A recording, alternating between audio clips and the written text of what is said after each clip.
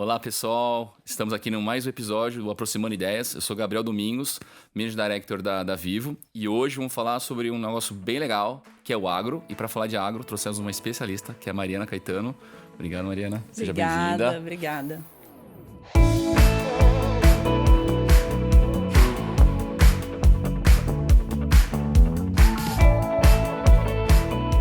Mariana, agro. Muito se fala de agro ultimamente, né? Qual que é a importância do agro hoje para o mercado brasileiro e o agro do Brasil para o mundo? A gente tem muitos números, né? Fala agro, importância no PIB, importância para o crescimento mundial do consumo. Qual que é essa importância hoje do agro? Porque a gente tem que dar muita atenção para o agro. Isso, na verdade, o Brasil vive um momento único e uma realidade que só a gente encontra aqui, que é a importância do agro na parte das fazendas, mas também tem a agroindústria, que muita gente pensa que o agro é só aquela questão no campo, mas aí ele esquece que ali do lado da fazenda tem a indústria de laticínios, tem a indústria de matéria-prima, e apesar de toda a produção agrícola, da matéria-prima, que a gente sempre ouviu falar, né, que países exportam a matéria-prima, a gente industrializa muito disso também. Então, a gente consegue agregar muito. Então, é uma agroindústria que é cada vez mais completa, que cada vez mais distribui renda, trazendo essa renda para o interior do Brasil, o que é muito bom. A gente olha a movimentação dos últimos anos, como é que a gente tem distribuído melhor. Você tem PIBs, né, de cidades do interior aí crescendo uma velocidade muito maior do que outras cidades que não têm o agro como referência. E tá na mesa de todo mundo, né? Desde o café da manhã até a hora que a gente vai dormir, do algodão que está na roupa de cama. É tudo. É fundamental que a gente olhe de uma maneira especial, porque ele é muito complexo. Uhum. E você falou de indústria, né? E aqui no Aproximando Ideia a gente conversa sobre inovação, tendência e tecnologia. Como é que está o uso da tecnologia hoje no agro brasileiro? A gente vive também uma oportunidade muito interessante, que é uma mudança geracional no agronegócio.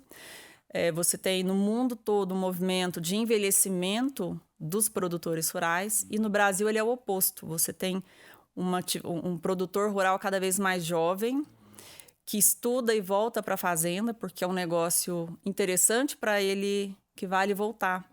Então, é um movimento muito diferente de outros países. E faz sentido para esse produtor, porque hoje ele pode estar na fazenda, trabalhando a semana toda, ele não se sente isolado, como acontecia, né, nos anos anteriores.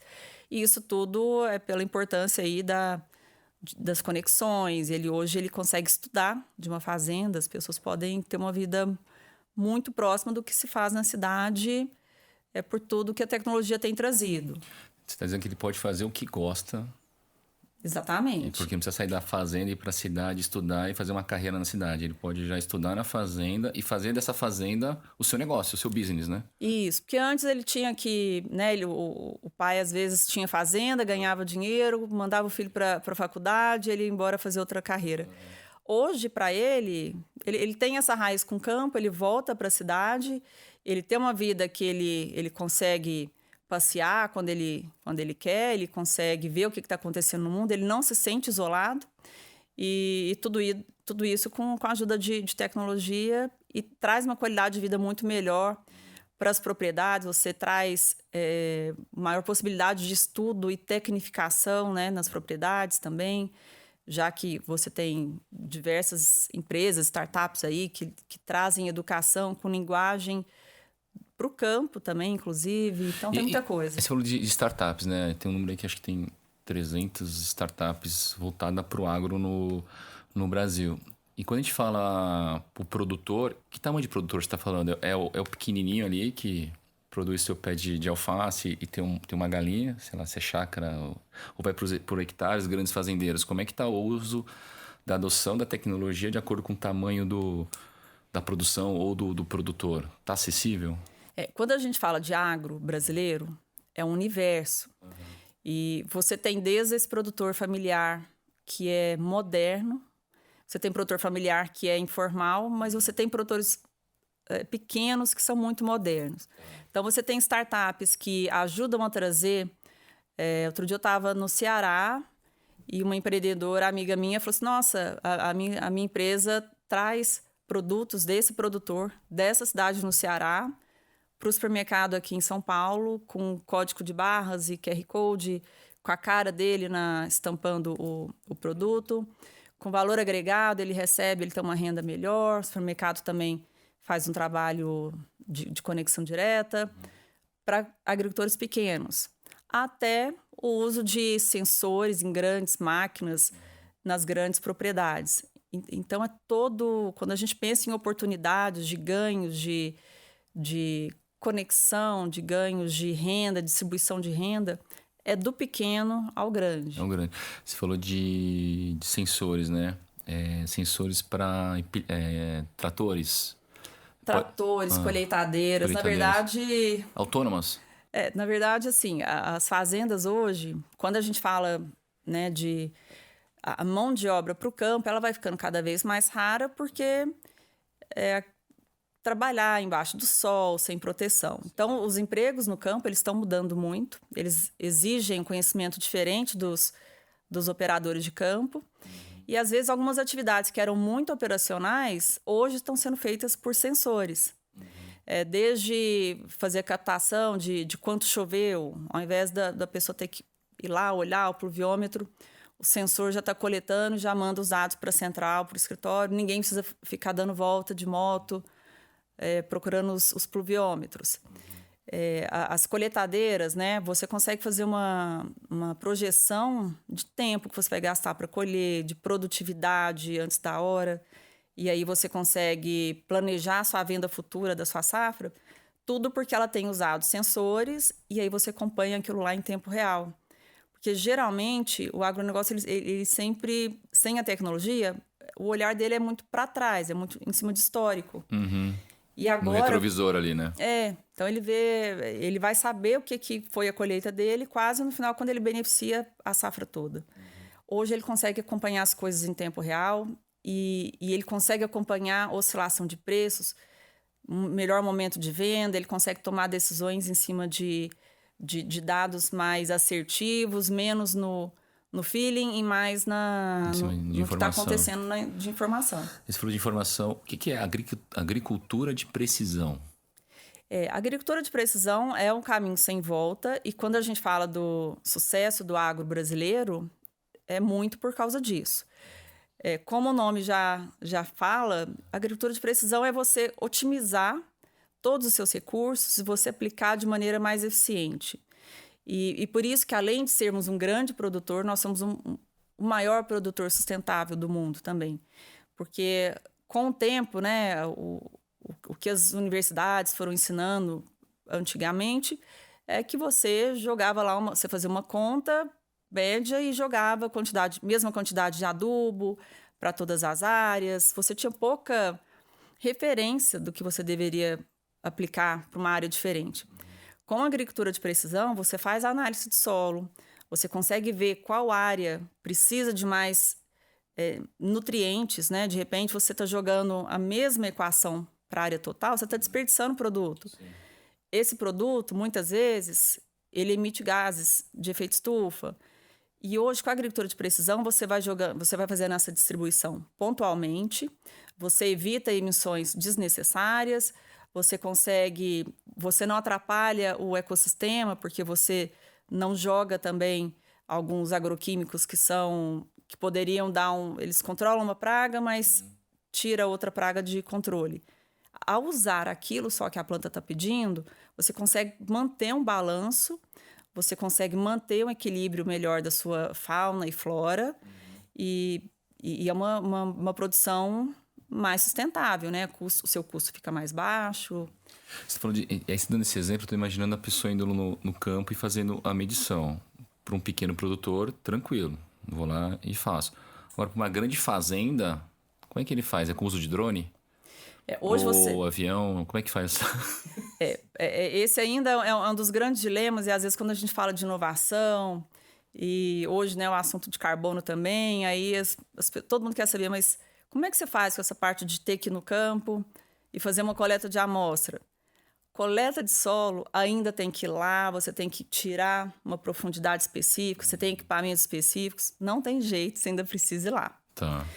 Mas para quase todo o resto, assim, hoje você tem até startups de drones Sim. que distribuem as sementes para fazer um projeto de reflorestamento, por exemplo.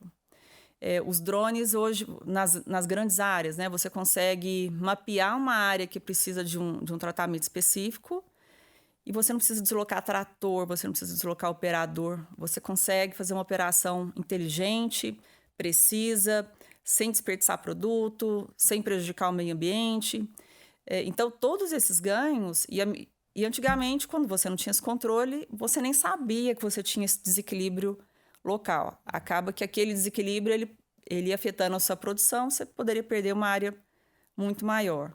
Então, hoje você consegue mitigar o risco até de queda de produtividade por causa de pragas, porque você vai mais rápido e você é mais assertivo, onde começou ali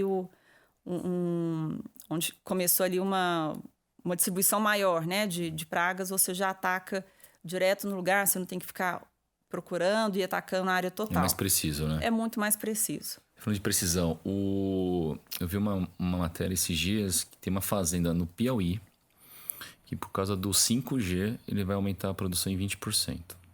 E a gente está nessa onda agora do 5G em todas as capitais, levando também pro campo. Qual que é o papel do 5G hoje no agro? Ou não só hoje, mas no futuro próximo? Qual que é a tua opinião?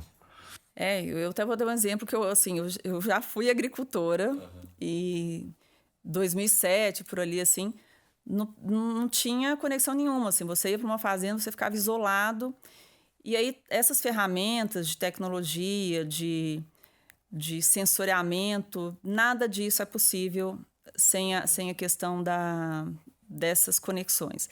E o 5G, porque aí veio o Wi-Fi, todo mundo começou a colocar o Wi-Fi nos escritórios, ajudou muito. Mas agora a gente tem que dar um outro avanço, que são as máquinas autônomas, são os sensores, porque uma máquina, ela manda dados. Você tem uma estação meteorológica que avisa para a máquina se a umidade está ideal naquele momento para ela fazer uma pulverização. De repente, ficou seco demais e se você jogar um produto, esse produto vai ser perdido pela evapotranspiração. Então, esse sensor ele manda um aviso para a máquina que naquele momento já não vale mandar essa pulverização. E daí esse aviso isso em tempo real? Isso em tempo real. E esse aviso já vai para o escritório já... Opa, então essa máquina não vai ficar ociosa, vamos colocar essa máquina em outro lugar para outra atividade. Você consegue fazer uma gestão assim, que envolve uma logística muito sofisticada, porque é o tempo todo assim, né? As atividades não param. E você consegue otimizar, você reduz custo. E aí você tem esses ganhos de produtividade, porque o tempo que talvez você ficaria... Você está jogando um produto ali que iria perder grande parte por causa do clima, que estava muito seco, ela não vai chegar na mesma eficiência. Então, você só vai aplicar quando tiver nas condições ideais. Uma vez que você cruza tantos dados e você tem lá uma central, você tem um computador lá onde você consegue fazer um gerenciamento disso tudo, você fica muito mais preciso nas decisões. Você deu o exemplo da sua amiga que traz o produto da fazenda e traz até a cidade, certo? Uhum. E a fazenda na cidade, a fazenda vertical? Uhum. Tem startup já fazendo isso. Qual que é a tua visão? É um mercado que veio para ficar? É importante? Eu acho que é importante. Às vezes o pessoal olha de um jeito qual que é melhor. Eu acho que não é a questão de qual é melhor na fazenda 500 quilômetros daqui ou esse modelo. Eu acho que são coisas muito diferentes e complementares, né? Eu acho que para todo mundo, para os produtores, para quem está consumindo, é melhor que cada vez mais você tenha acesso a uma comida que seja produzida mais próximo, que gaste menos tempo ou menos atravessadores, né? Para chegar até você. E no caso de uma fazenda vertical, você não consegue multiplicar isso numa escala muito gigantesca, Mas você consegue ter isso aqui numa cidade de Como é que 18 funciona, milhões de como é que funciona habitantes. essa fazenda vertical? É um prédio com andares, e no andar tem alface, no outro andar tem cenoura. Como é que funciona? Se eu pudesse mostrar para a turma que está assistindo aqui, a gente ouvindo, o que é uma fazenda vertical? É muito interessante, é como se fossem prédios com gavetas. Tá. E você controla, você está num ambiente controlado, então você não tem pragas. Você imagina, assim, quando você está no campo, você tem árvore do lado, você tem o calor, a chuva. Dentro de uma fazenda vertical, você controla as pragas. Então, você usa menos produtos químicos. Você tem um gasto que é relevante com a iluminação, porque você precisa simular uma iluminação para que a planta faça fotossíntese e tal. Mas você economiza produtos químicos, você consegue fazer o planejamento do crescimento, da produtividade. Então, eu vejo assim, eu acho que a gente vai conviver cada vez mais com isso, com fazendas verticais, com produções em áreas menores, mas controladas. Mas a gente sempre vai precisar de comida barata. E essa comida barata ela tem que chegar para as populações mais vulneráveis, que é onde justamente pesa mais, né, a compra por alimento. Então, quanto mais modelos de comidas eficientes a gente tiver, o planeta, todos nós ganhamos. Assim, a gente não é que uma coisa vai substituir a outra, mas a gente precisa pensar nisso. Agora, o sabor muda, Mariana? Uma maçãzinha da fazenda vertical versus a maçãzinha do pomar ali, muda ou não? Sabe o que muda? Às vezes a gente tá às vezes quando você vai no campo, assim, aí você pega um alface, uma folha, e às vezes eu vejo, assim, pessoas de fora, a pessoa come, nossa, mas até o gosto desse alface é diferente, né? E talvez seja pelo a É aclimatação que, isso, né? né, você tá lá. E outra que, assim, muda dependendo da variedade, muda a frescura, né? Você tirou imagina, você colheu na mesma hora e já vai comer mais rápido. Mas o que muda mesmo é variedades mais ou menos doces e muito mais do que interferência aí de se ela foi produzida na fazenda vertical ou não. Agora, a nutrição é uma coisa que geralmente influencia. Plantas em solos onde ela recebeu menos nutrição, ela pode ter diferenças no doce. O café sofre muito disso, assim. Um café que foi melhor nutrido, ele tende a ficar mais completo em termos de doçura. E várias frutas são assim também. O, Pegando a ideia da fazenda vertical, em 2050 estima-se que na população mundial será em 10 bilhões. E para atender essa população de 10 bilhões, a gente vai ter que aumentar a nossa produção em 70%. Como é que a gente aumenta a nossa produção de 70% sem fazer desmatamento e sendo mais produtivo? O caminho é a fazenda vertical ou tem outro caminho que está sendo discutido no meio do agro que a gente ainda não conhece? Não, a gente não tem só uma estratégia, a gente precisa. Tudo isso que está acontecendo, né, no planeta são várias estratégias e elas precisam trabalhar em conjunto. Então, a gente tem fazendas verticais que atende uma aglomeração aqui, uma densidade populacional que é muito eficiente, ela resolve o problema de logística. Você tem também distribuição de renda para as famílias que dependem da produção, né, no campo, que está, né, em regiões mais distantes. E também quando você olha os mapas assim de movimentação, a população ela está crescendo mais no interior. Sim. O movimento para o interior hoje tem sido maior Ainda mais depois do que da o pandemia, retorno, né? principalmente depois da pandemia. E é justamente por isso que as pessoas podem escolher hoje, elas têm mais opções de escolher onde ela quer trabalhar e se ela precisar vir numa cidade maior, ela viaja, mas ela consegue fazer as coisas hoje pela internet. Mesmo lojas no interior, né? Você tem comércio eletrônico, que lojinhas assim que antes tinham só aquela comunidade ali, elas podem atender o Brasil inteiro, produtos, artesanato. E no agronegócio vai ser muito disso, assim. A gente precisa... A questão ambiental, ela vem muito forte. principalmente por pressão dos países compradores. Então, a gente, cada vez mais, assim, a produção de alimentos em áreas desmatadas vai virar, assim, realmente, os bancos vão precisar checar a origem da produção antes de dar financiamento. Toda a cadeia vai ter que ser muito rigorosa com isso. Então, como é que a única maneira de aumentar o produtor, ele começa a ter que olhar melhor para esse ativo ambiental que ele tem dentro da fazenda. E, aqui eu também consigo plantar fruta. Essa diversificação, a gente fala muito da agricultura regenerativa, que você, diferente da agricultura orgânica, que é aquela que você não aplica produtos químicos, na agricultura regenerativa, você usa vários tipos de plantas para produzir, porque aí uma praguinha de uma planta, ela mata a praga de outra e você cria um ecossistema ali onde as plantas crescem mais saudáveis e você faz um trabalho de nutrição de solo muito grande. Isso aí aumenta a produtividade, aumenta a capacidade, porque quando a gente fala de como produzir sem desmatar, tem muitas áreas, e esses números, a gente tem 110 milhões de hectares de áreas de excedente de matéria de vegetação nativa no Brasil. 110 milhões de hectares que estão nas mãos de produtores.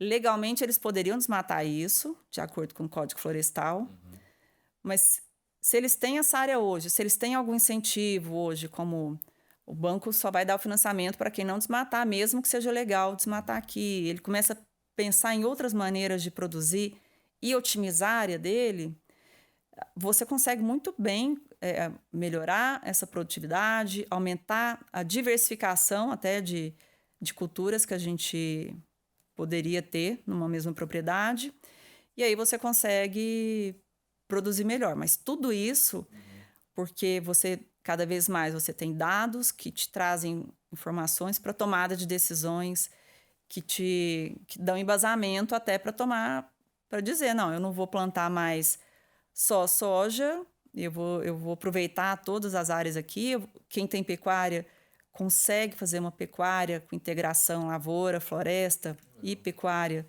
onde já se sabe que a produtividade desse boi ele é muito maior.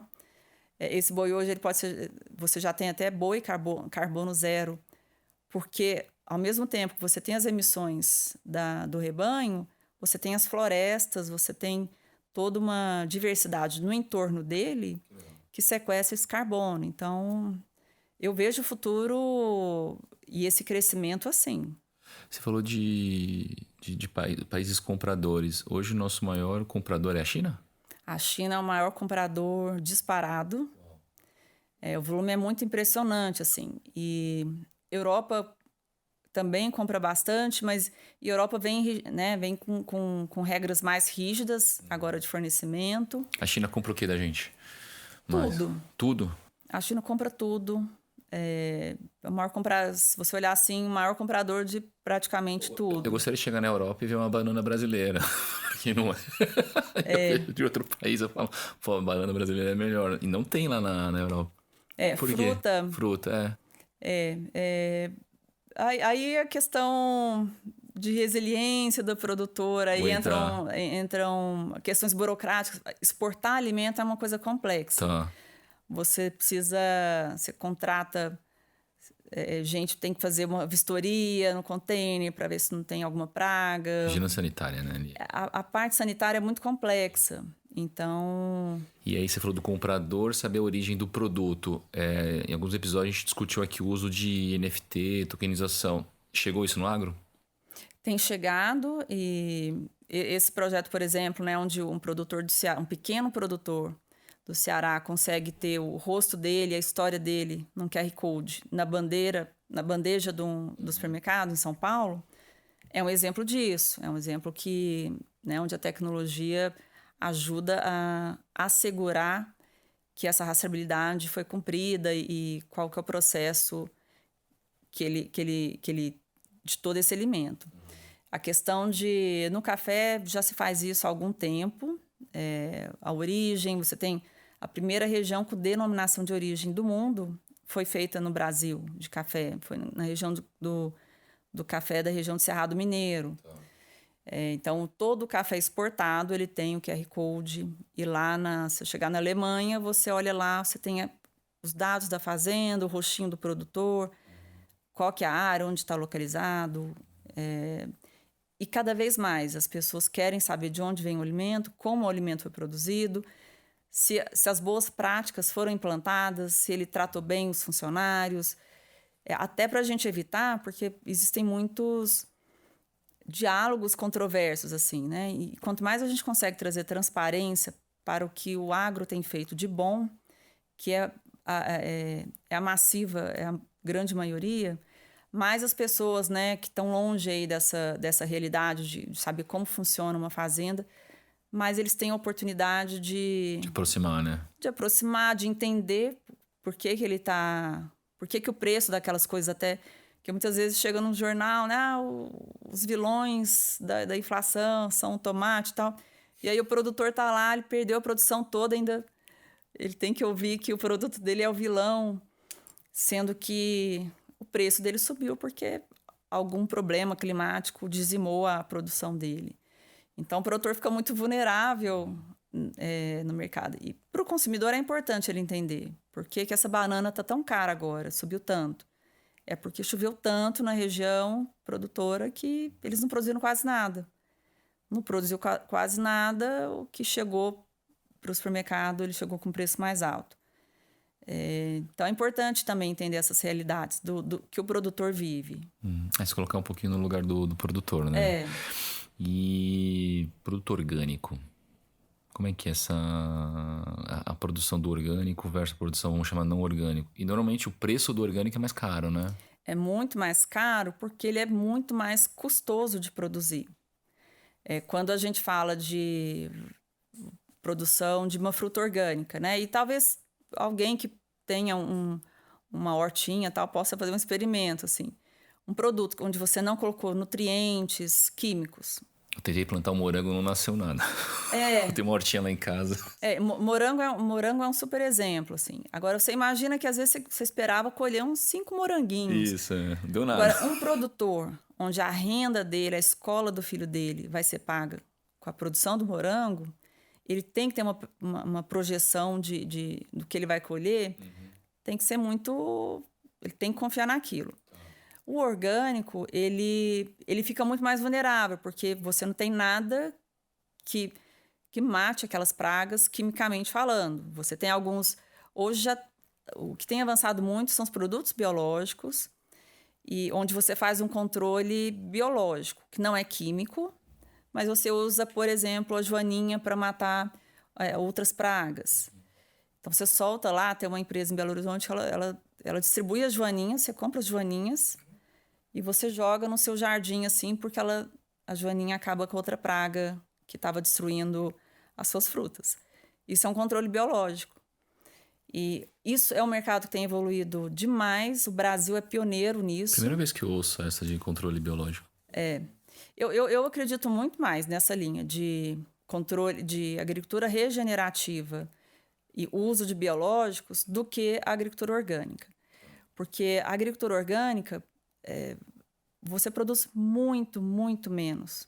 A não ser em casos muito específicos, assim, de algum produtor que está numa região onde ele dominou, ele não tem vizinhos que tragam essas pragas, ele tem uma produção muito, muito controlada. A realidade é que os produtores que tentam produzir orgânicos, ele tem perdas muito grandes e, para valer a pena, ele tem que colocar um preço muito alto. O que eu acho que é mais sustentável e faz mais sentido tanto para o produtor, para a sustentabilidade financeira dele e para o planeta. Ao invés desse morango não receber nenhum produto químico que ele ia jogar lá, planta alguma coisa do lado e os estudos hoje estão avançando em cima disso, porque não existe uma receita de bolo para a agricultura regenerativa. Mas você começa a entender que você tem uma outra planta... amendoim, trigo, tem uma série de outras coisas que você vai plantando, onde as praguinhas que ele gera comem as praguinhas do outro, e aí você usa bactérias e fungos para fazer o trabalho de extermínio lá dessas pragas. Você precisa de maneira natural, mais natural. E aí você consegue ter um ecossistema equilibrado, rico. Você imagina, você olha assim, você não vê mais só aquelas linhas de morango, você vai ver várias outras coisas juntos. Então, a gente está falando de riqueza, diversidade, biodiversidade. E isso é uma coisa importante que a gente começa a ouvir mais aqui para frente. O mundo está perdendo muito a biodiversidade. Então, quanto mais a gente trouxer essa biodiversidade e começar a fazer esse trabalho em conjunto, melhor é para o produtor, porque o produtor ele consegue ter uma produtividade boa, ele emite menos gases, o que, consequentemente, vai evitar com que o nosso clima tenha esses temperaturas e impactos extremos, né, com maior frequência. Porque tudo isso que a gente está falando, se os produtores não cuidam da água, né, da própria fazenda ali, da área de preservação natural, ele vai ficar sem água. Então, ele é o maior interessado em cuidar disso. E hoje está avançando para isso. O Brasil é referência na produção de produtos biológicos. Existem fábricas, empresas fantásticas, assim, que só no Brasil você encontra. E essas empresas ficam onde hoje? Eu visitei uma empresa em Jataí, no interior de Goiás, uma fábrica que você não acredita, assim, fantástico. E aí você tem cientistas trabalhando lá com a parte dos fungos, os cientistas trabalhando com as bactérias. Você tem no sul do Brasil, você já tem algumas empresas que a questão do produto biológico no interior, nas áreas próximas à produção agrícola, os empresários foram montando, mas uma coisa um pouco mais informal. Tá. E elas foram ganhando pesquisadores, foram recebendo investimentos de fundos de investimentos e foram ganhando estrutura. A pesquisa começou a comprovar a eficácia desses produtos. Eles começaram a controlar também, que é uma das questões, uma das grandes dúvidas é como é que você controla quais fungos tem aqui, quais bactérias tem aqui e joga na sua lavoura toda.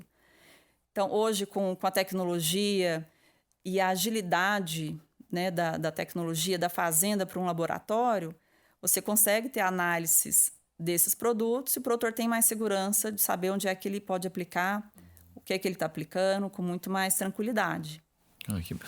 Você falou da tecnologia, o Brasil é pioneiro nisso e é referência.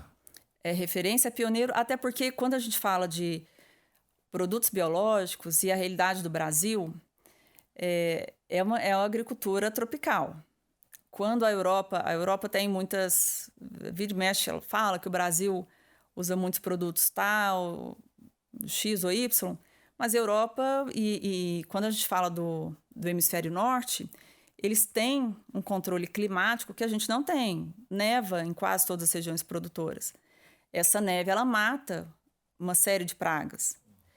Então, esse já é um controle natural que eles têm para determinados... Por isso que lá eles já não usam alguns produtos. Por isso que o Brasil precisa usar. Agora, se você for visitar uma fazenda, vai em qualquer lugar em janeiro, onde está chovendo, está 34 graus, choveu à tarde, tanto de bichinho que começa a voar. O calor, assim, que fica.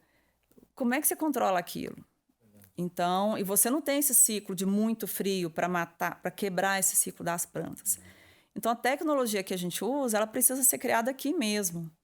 Não adianta a gente esperar, os Estados Unidos não vai criar porque não precisa. O clima dele é diferente, a agricultura dele é diferente. É por isso que a inovação ela vem daqui e as empresas, assim, realmente é algo para se ter orgulho do investimento que tem sido feito nisso, na pesquisa. Aí você começa a trazer pesquisadores de São Paulo, gente que formou nas melhores universidades do Brasil, indo para o interior, construindo vida de qualidade e muito interessante esse movimento. Que legal. Você trabalhava com startups, né, Mariana? Eu fui agricultora, depois eu trabalhei com startups, agora eu fundei uma startup. O que a sua faz? Vamos lá. A minha é uma Climate Tech. É uma empresa é uma empresa que faz controle de risco climático. Então, a gente consegue oferecer para os bancos, para corporações que tenham produtores rurais na carteira, a gente consegue oferecer segurança para essas empresas, porque a gente faz um diagnóstico da situação dos produtores, se ele precisa regularizar, se ele teve algum desmatamento, se ele tem algum processo de embargos, ou seja, essa parte da regularização fundiária, que a gente acredita também que vai ser muito importante daqui para frente, até para os produtores terem essa segurança, né, de que a área dele está com a documentação certinha e ele consegue hoje pegar um financiamento em cima de um excedente de vegetação que ele tenha. Isso é uma coisa que ninguém pensava. E como é que você faz essa medição? Tudo, você digita o número do CAR da propriedade dele instantaneamente. E aí é o que a minha empresa faz. Ela foi gerando inteligência, né, machine learning, aprendizado de máquina e inteligência artificial para cruzar vários dados e algoritmos que cruzam análise de solo com espacial e com previsões e modelagens climáticas e traz esses dados assim de maneira instantânea. Legal.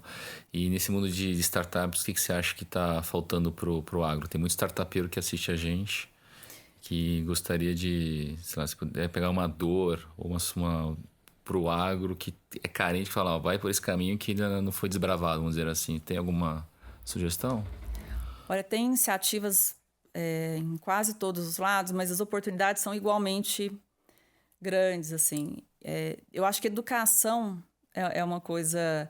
E quando eu falo educação, é assim, você tem fazendas onde você tem centenas de pessoas que moram ali durante a semana. Eles ficam alojados nas propriedades. Como é que você educa? Como é que esse pessoal vai estudar? Assim, você consegue fazer isso através de startups, porque a linguagem tem que ser diferente. Você tem que educar para que ele possa usar a tecnologia. As fazendas hoje, independente do tamanho, tá? Então, às vezes você vai numa fazenda pequena que já tem muita tecnologia. Vai muito do perfil do empresário, do produtor rural. Não é nem se ele é grande ou pequeno. Dependendo do perfil dele, ele tem fazendas pequenas, completamente automatizadas, onde tudo está interconectado. A máquina dele tem um sensor, então ele já sabe o que ela consumiu de combustível, ele sabe se está no momento certo de fazer as aplicações, ele sabe quanto que ele está gastando de defensivos. O controle porque ele é pequeno, mas ele não quer ter muita mão de obra, porque essa mão de obra está ficando cada vez mais difícil. Então, ele prefere usar a tecnologia, que com o tempo ela vai ficando muito mais barata do que ter que encontrar essas pessoas que já não estão mais disponíveis para algumas atividades, e ele consegue ter a operação na mão dele, enxergar essas fazendas como negócio. E para as startups, olhar como se as fazendas realmente tivessem que ser negócios, assim. Talvez precisa conversar, quem quer trabalhar no agro tem que gastar um pouquinho de sola de sapato, porque a realidade ela é muito diferente. E você, numa mesma região, você vê produtores muito diferentes. Então, você precisa entender qual que é o perfil do seu cliente, se vai ser um pequeno que precisa... Ele faz a conta ali no papelzinho, ele precisa ir para o Excel. Não adianta chegar para ele com muita coisa sofisticada. Então, identificar o perfil, que é do que seria o cliente dele, para poder oferecer soluções para aquele perfil. Porque quando você pensa em atacar o agro pelos grandes números, isso acaba que confunde muitas pessoas. O agro tem grandes números, é tudo muito robusto, mas quando você vai montar uma equipe de vendas, você tem deslocamento, você tem uma dificuldade de acessar esses produtores, né, que estão espalhados. Então, às vezes, você tem que trabalhar junto com alguma outra empresa que já tem essa mão de obra. Então, a maneira de se pensar no B2C, né, da empresa para o cliente, que seria o produtor rural, ela é mais complexa do que quando a gente pensa num serviço de entrega de comida na cidade. Porque o perfil dele é diferente, assim. Então, o nível de maturidade para usar o produto é diferente, mas por isso você tem tantas oportunidades. Porque, de novo, tem gente que só vai querer um controle no nível de planilha mesmo, assim. Que hoje é no papel. hoje é no papel. E tem gente que quer uma fazenda inteirinha, interconectada, ele não quer ninguém digitando nada. Ele quer que o sensor mande a informação, a torre recebe, manda para o escritório. Então, você tem de tudo, assim. Vai depender muito da maturidade. E esse perfil tende a mudar muito rápido por causa dessa mudança geracional que a gente tem passado no agronegócio. Você tem mais jovens assumindo as fazendas que têm outra visão de como eles querem tocar os negócios. E como está esse ecossistema de apoio? É faculdade, são aceleradoras, venture capital, as operadoras, os fornecedores de tecnologia? Está montado esse ecossistema no Brasil ou está se montando ainda, ou que ainda tem potencial? Você que está nesse mundo. Não, já tem iniciativas muito... Quais são suas críticas ou sugestões? Não, eu acho que já existem iniciativas muito robustas e cada uma delas talvez com expertises mais para uma área ou outra, o que é bom, né? Então, se a startup pensa em fazer alguma coisa mais porteira para fora, ela sabe mais ou menos onde ela pode procurar e vice-versa. O que eu acho que aí é uma visão que eu tenho. Esse termo que você falou de porteira para fora, tem uns termos do agro que é porteira para fora, porteira para dentro, e acho que é a sede, não é isso? A fazenda, como é que é? Porque, nem todo mundo sabe. Inclusive, quando você for olhar assim, uma matéria as agtechs estão distribuídas em... E eles distribuem assim, isso, tá? Porteira para fora, que são as startups que criam soluções da fazenda para o consumo, por exemplo. Então, ou seja, é uma startup que ajuda na logística do alimento que chega até o supermercado. Ou as startups da porteira para dentro, que é aquela que te ajuda na gestão ali da aplicação da agricultura de precisão. Então, quando você olha, você sempre vê isso. Existem 40% das startups estão nesse setor.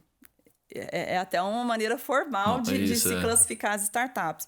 E isso é um primeiro passo para você definir. Você vai atuar porteira para dentro... Ou porteira para fora. Ou porteira para fora. Que as expertises das aceleradoras, elas vão te ajudar muito nisso também. E esse ecossistema está bem montado no Brasil, que você estava explicando? Ele está bem montado. Você falou no início que a gente tem 300 startups agtechs. Na verdade, é muito mais. Muito mais? Quanto? É muito mais. Acho que são 2.000. Uau! Porque a gente tem, sei lá, no Brasil 16 mil. Pô, 2.000 é bastante. Não é bastante. É 1.900 alguma coisa, assim. É bastante. Cresceu muito. Talvez esse ano, né? Como é um ano que as coisas estão... muito diferentes assim, para o mercado de startups, para outros setores, mas no agro, que eu vejo ainda, que eu tenho conversado tanto com empreendedores quanto com investidores, a agenda do agro ele não parou, porque você tem esse ano o Brasil produzindo uma safra enorme, é uma safra que vai ser 6% acima do que a gente produziu ano passado, sendo que a parte de agricultura ela cresceu 10%. Ela deve crescer 10%. A pecuária cai um pouquinho. Então, enquanto você tem uma desaceleração, talvez em algumas áreas de varejo, outras áreas da economia, você tem esse crescimento e 10% de aumento de algo que já vem numa crescente, né, é significativo. E até eu comecei falando um pouco disso, que é para ajudar as pessoas a começarem a entender o agro melhor. Quando a gente fala, né, de aumentou a produção de milho, soja e tal, mas aí você aumenta a empresa que tem que fabricar o trator, você aumenta a empresa que tem que fabricar uniforme para os funcionários. Então, a empresa lá no interior que vai fazer camisa e calça, você aumenta a demanda por botas de uso que a empresa é obrigada a até fornecer para os profissionais. Você aumenta a demanda de professores que precisam educar as crianças dos funcionários daquela região.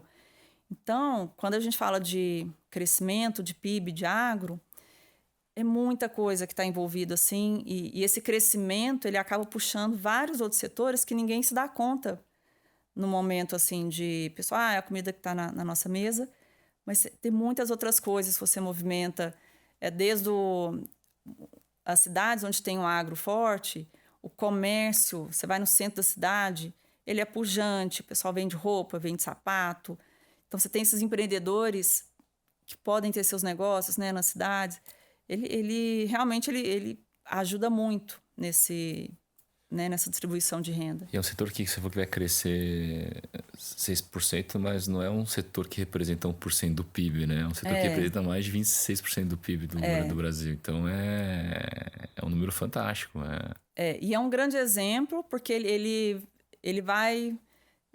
não segue muito aquela história que países que exportam matéria-prima são países que iam ser pobres e tal, porque existiam estudos assim, econômicos, teses econômicas em cima disso. Só que o Brasil foi um caso à parte. Por tudo isso que eu falei, assim, não é só que ele exporta matéria-prima, todo o universo de coisas que aconteceram pela tecnologia, porque se ele tivesse ainda naquela questão de tudo manual, exportando a matéria-prima manual, com muito operador nas fazendas e tal. Hoje não, se você tem tecnologia embarcada, você tem agregação de valor em todas as pontas, em todas as áreas de prestadores de serviço. Você tem uma formalização. Eu me lembro lá em 2007, a gente procurava prestadores de serviço, ninguém emitia nota fiscal, ninguém tinha empresa aberta, era tudo informal. E aí você começa a ter uma formalização desses prestadores de serviço, que começam a emitir nota, e aí você tem recolhimento de impostos, você formaliza toda a economia. Bacana. Acho que nesse episódio eu não tinha a visão clara do quanto que o agro é importante, o quanto que movimenta, né? Você falando agora da bota, do uniforme, da máquina, das escolas, do comércio, o quanto que é importante o agro, né? E a comida chegando em casa, você vai olhar pro prato de arroz ali e o feijão, você vai ter outra visão de como foi fabricado, né? Só não sei se vai vir de uma fazenda vertical ou de uma fazenda mais... E tomara que venha pros dois. E venha dos dois. Tomara que venha dos dois, E saber que ali tem uma família que conseguiu não precisar sair da cidade, do interior, para ir para a cidade grande e tentar fazer algo que não gosta, na verdade. E que o talento dele é no campo e conseguir segurar no campo e a tecnologia chegar. Acho que... Nossa, foi... Animal esse bate-papo. Que bom. Maria, tem alguma coisa que eu não peguei? A Nath que me ajuda com as perguntas. Nath, eu tenho certeza que eu fiz todas as perguntas e até mais, mas pode ser uma que eu não tenha feito. Mariana, que você gostaria de deixar uma mensagem para quem está assistindo, tá ouvindo, que a gente não tem abordado. Não, eu acho que é importante a gente tentar enxergar o agronegócio como algo realmente... Ele é complexo e ter visões, assim, de como ele também é muito diferente, né? A realidade de um produtor do Nordeste com um produtor do Rio Grande do Sul é muito diferente. É muito ligado com o meio ambiente. Acho que cada vez mais a gente começa a ter conversas de agro e meio ambiente, assim, como uma coisa só, porque é uma coisa só. Mas a gente começa a ter uma conversa mais integrada sobre isso. E eu vejo, assim, como é muito rápido a conscientização dos produtores, que eles precisam de repensar técnicas. Se você olhar os números de uso de produtos biológicos, é um exemplo disso. É o crescimento, ou seja, está todo mundo testando, ele começa a testar uma área, e ele vai reduzindo produtos químicos. Enfim, é todo um crescimento de conscientização de que a maneira de produzir importa muito, a forma de produzir importa muito, e para isso o consumidor também precisa ficar atento e tentar conhecer um pouquinho mais assim de história, algumas generalizações assim que foram criadas para um pimentão, um produto ou outro, tentar conhecer melhor a importância assim dessas mudanças que foram acontecendo nos últimos tempos. E acho que ficar de olho nisso, agricultura regenerativa, um agro muito preocupado com o meio ambiente, com biodiversidade, começar a monitorar isso, e com a tecnologia a gente consegue monitorar até o aumento de biodiversidade nas propriedades. Então, é uma conversa muito importante, porque quando a gente fala de impactos climáticos e mudanças climáticas, que é um tema que é urgente não só para quem está no agro, mas para todos nós, para todos os habitantes que vão pegar um temporal ali no final de um dia de verão, que sabe que é uma cidade alagada. Então, quando a gente fala de Europa, Estados Unidos, toda a matriz energética deles, o que eles precisam gastar para virar uma economia neutra em carbono, ou mais próximo de neutra em carbono, eles têm que fazer uma mudança completa na economia, de descarbonização, seja na matriz energética, diesel. No Brasil, o que mais polui, o que mais emite, assim, quando a gente pega os grandes grupos, é na agricultura, sendo que metade disso vem de desmatamento, que é algo que é muito evitável, e a outra metade das emissões dos produtos. E para você deixar de ser uma agricultura emissora para ela virar sequestradora, ou seja, para a gente virar um país carbono neutro, só pelo manejo de mudança das práticas agrícolas, a gente conseguiria fazer isso em muito pouco tempo, com um custo muito mais baixo do que qualquer outro grande país. Então está nas nossas mãos assim essa mudança e depende de todo mundo, assim, é um trabalho que vai ser de conjunto, sendo cada empresa ajudando o produtor, ajudando o consumidor a estimular o produtor. Realmente a gente está muito conectado nessa jornada aí de mudanças climáticas e todo mundo vai ter que ajudar um pouco. Ouvindo você falando aí do agro, Mariana, como brasileiro é um puto orgulho, né? Porque a gente é exemplo de exportação, de uso de tecnologia, não só aqui dentro, mas para o mundo. Eu acho que como brasileiro é bom ter esse orgulho, né? De olhar para dentro de casa e falar, tem tecnologia que a gente consegue exportar, modelo de gestão que a gente consegue exportar e ser um dos principais fornecedores de alimento pro mundo, né? A importância de alimento sustentável, né? Nossa, sensacional. Galera, eu adorei esse bate-papo aqui com a Mariana, foi muito bom. Espero que vocês tenham gostado. Quem ficou até o final, teve bastante novidade. Não percam o próximo episódio do Aproximando Ideias. Hoje aqui eu encerro com a Mariana. Muito obrigado mesmo. Sensacional bate-papo, viu? Muito bom. Valeu, mandou bem zaço. Obrigada. Valeu, obrigado.